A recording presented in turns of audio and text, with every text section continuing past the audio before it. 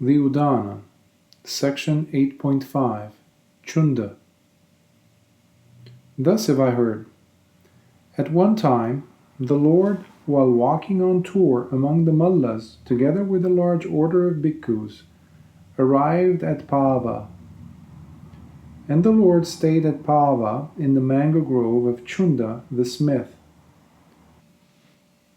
Now Cunda the smith heard, it is said that the Lord, while walking on tour among the mullas, together with a large order of bhikkhus, has arrived at Pava and is staying at Pava in my mango grove. Then Cunda the smith approached the Lord, prostrated himself, and sat down to one side. And the Lord instructed, roused, inspired, and gladdened him with a talk on Dhamma. Then Cunda the smith, being instructed, roused, inspired, and gladdened by the Lord's talk on Dhamma, said to the Lord, "Please consent, revered sir, to my providing a meal tomorrow for the Lord, together with the order of bhikkhus." The Lord consented by remaining silent. Then, on seeing that the Lord had consented, Cunda the smith rose from his seat, prostrated himself before the Lord, and keeping his right side towards him, went away. When the night had ended, Cunda the smith prepared in his own dwelling choice solid and soft food, including a quantity of sukaramadava, and announced to the Lord the time for the meal, saying, "It is time, revered sir, the meal is ready."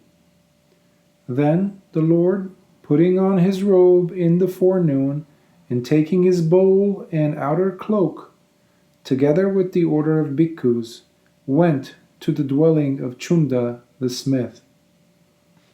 On arriving, he sat down on the seat prepared for him, and said to Cunda the smith, "Serve me, Cunda, with that sukaramadava you have prepared, and serve the order of bhikkhus with the other food." "Very well, revered sir," Cunda the smith replied, and he served the Lord with the sukaramadava, and the order of bhikkhus with the other prepared food. Then the Lord said to Cunda the smith, "Bury in a pit what is left over of the sukaramadava, Cunda, for I do not see in this world, with its devas, maras, and brahmas, among humankind, with its recluses and brahmins, its princes and ordinary people, anyone here who could eat and fully digest it other than the Tathagata." "Very well, revered sir," Cunda the smith replied, and he buried what was left over of the sukaramadava in a pit. Then he returned to the Lord, prostrated himself, and sat down to one side. As he sat there, the Lord instructed, roused, inspired, and gladdened him with a talk on Dhamma. Then he rose from his seat and departed. Then, after the Lord had eaten the food of Cunda the smith, a severe sickness arose in him, dysentery accompanied by the passing of blood and dire and deadly pains. These pains the Lord endured, mindful and clearly comprehending, without complaint. Then the Lord said to the Venerable Ananda, "Come, Ananda, we will go to Kushinara." On eating the smith Cunda's food, so I heard the wise one felt a sickness, dire as to end in death. When he ate the sukaramadava, a dire sickness arose in the teacher. Then, being purged of it, the Lord announced, "I will go to the city of Kushinara." Then the Lord stepped off the road, went up to the foot of a tree, and said to the Venerable Ananda, "Come, Ananda, fold my robe in four and prepare a seat. I am tired and wish to sit down." Yes, revered sir, the Venerable Ananda replied to the Lord. And folding the robe in four, he prepared a seat, and the Lord sat down. Sitting there, the Lord addressed the Venerable Ananda. Come, Ananda, fetch me some water. I am thirsty, Ananda, and wish to drink. Thereupon, the Venerable Ananda said to the Lord, Just now, revered sir, as many as 500 wagons have crossed over, and the shallow water, stirred up by the wheels, flows muddied. But there is the river Cunda close by, with clear, pleasant, cool, pure water, easily approachable and delightfully situated. Here the Lord can drink the water and refresh his body. Then, a second time and a third time the Lord said, Come, Ananda, fetch me some water. Very well, revered sir, the Venerable Ananda replied to the Lord, and taking a bowl he went to the stream. Then, as the Venerable Ananda approached, that shallow water, stirred up by the wheels and flowing muddied, flowed pure, clear, and unmuddied. Then the Venerable Ananda thought, It is indeed wonderful, it is indeed marvelous, the great supernormal potency and power of the Tathagata. This stream now flows pure, clear, and unmuddied. And taking some water in the bowl, he approached the Lord and said, It is indeed wonderful, it is indeed marvelous, the great supernormal potency and power of the Tathagata. Drink the water, Lord, drink the water, Sugata. And the Lord drank the water.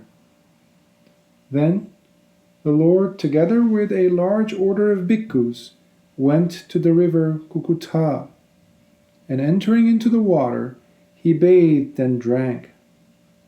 Having come out of the water, he went to a mango grove and said to the Venerable Cundaka, Come, Cundaka, fold my robe in four and prepare a couch.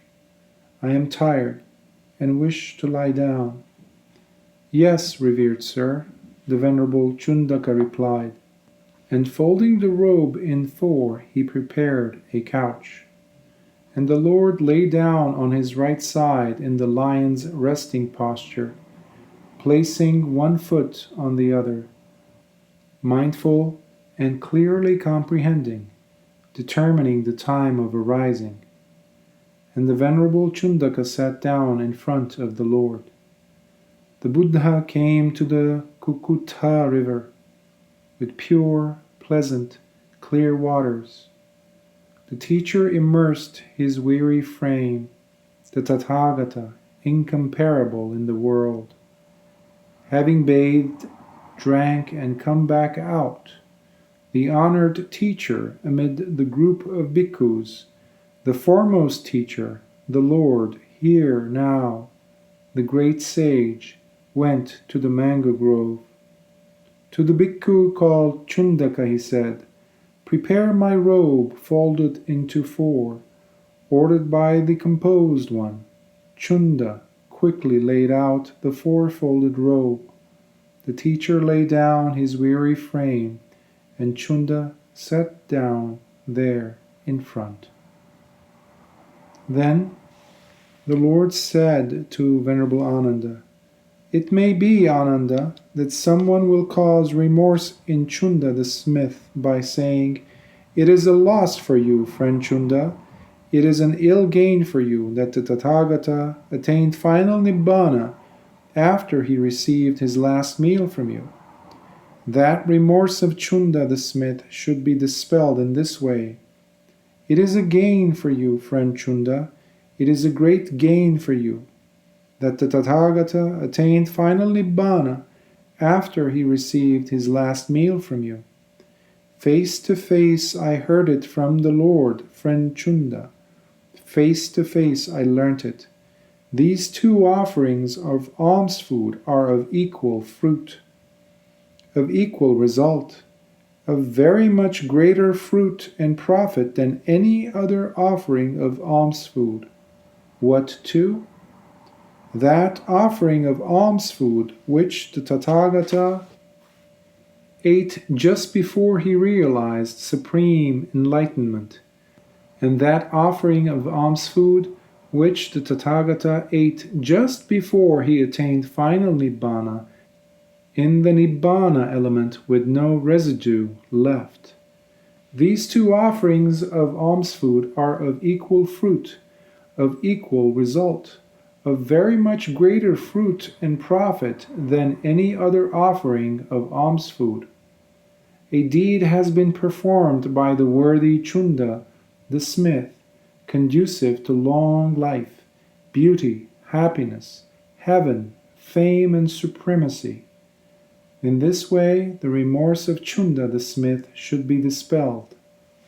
Then, on realizing its significance, the Lord uttered on that occasion this inspired utterance: Merit grows for one who gives. No enmity builds up for one restrained. One skilled abandons evil deeds. With passion, hate, and delusion exhausted, one attains release, final Nibbana.